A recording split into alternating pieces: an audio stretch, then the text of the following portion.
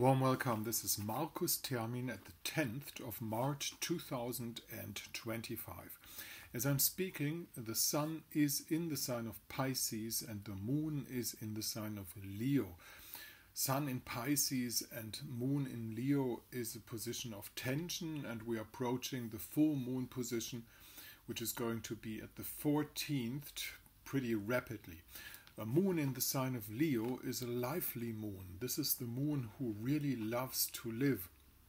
Actually, the Leo moon is addicted to life. In combination with the Piscean sun, this puts out or results in personalities who, like to move around and dance a little bit, have fun in life. The problem with the Leo moon is that he's not, as all the Leo energies,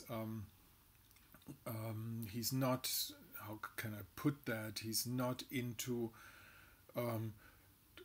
he doesn't like trouble, he's not into complicated procedures. He tends to have the need of openness and clear, sunny pronunciations, and this does not always happen to the Leo moon, and when it does not happen, it gets to the situation that the Leo moon tends to over-exaggerate. He tends to go into things in a way that turn out to be too much of something. Could be too much of alcohol, too much of parties, too much of dancing, too much of the addiction to life, to say it that way.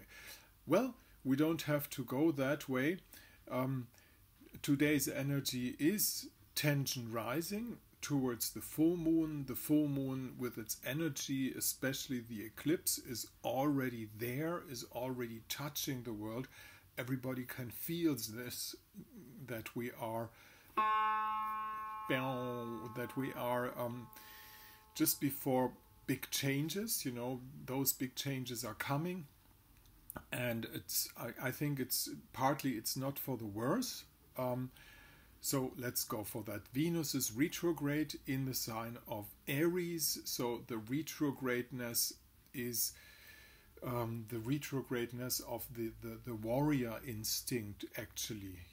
Aries has a warrior instinct, and retrograde Venus meeting Mercury, also lining up in the sign of Aries now, maybe we have a short view upon that, brings to the situation that we will be seeing, should I say that, bold actions towards peace, And interesting enough, the old model of the world, which is now mostly represented by Emmanuel Macron, or the British Prime Minister, is of course struggling to push its rocks through the gate, to say it that way.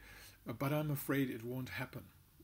This won't work out. The old world is definitely in decline, and that means in decline is Europe, and especially the European community. You might have noticed or not noticed, if you are hanging on with mainstream media, that the EU herself is having a big lack of democracy. Right now they are cancelling elections or electoral candidates in Romania. This looks like the surface of the EU, but it's the beginning of the end. You can't do things like that. Those people in charge just don't have no understanding of democracy, and they don't have no understanding of the value that it takes for people to do installations in their social communities, in their everyday's life, that are worth to be protected, which is one of the most worthwhile thing is free speech for democracy, and they are just going for that. And how stupid can you be? I can't believe it, but this is actually happening, and so the fate of the EU is spoken. Thank you very much for listening. This is Markus Termin at the 10th of March 2025.